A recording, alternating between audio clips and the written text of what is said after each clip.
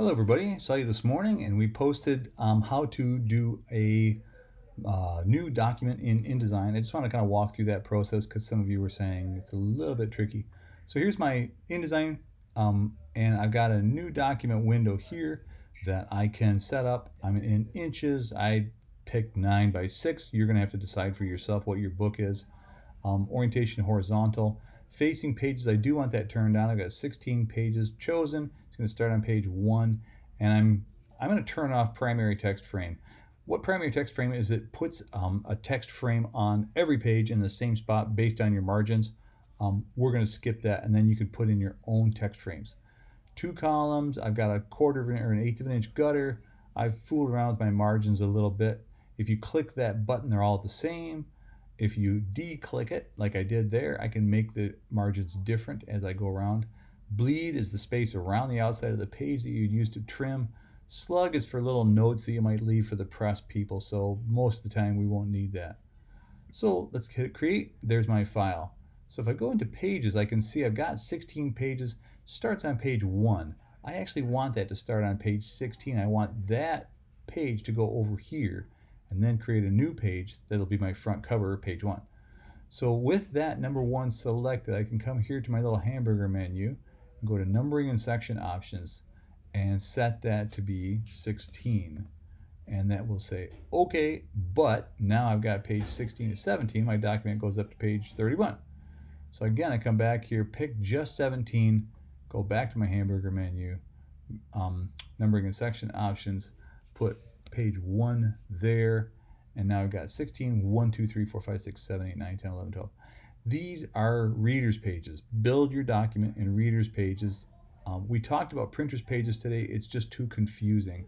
I just wanted you to see when your document gets printed by a printer, like your book, that's how it goes. But build your document in readers pages. You can see what goes back to back.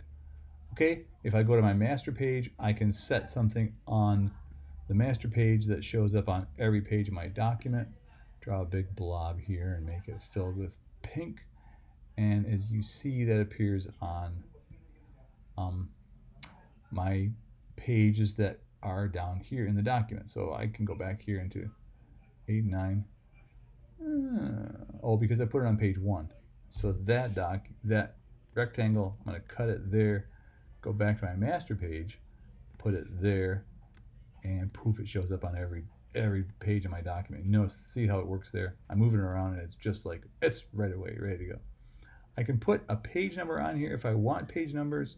That is under type, insert special character, markers, current page number.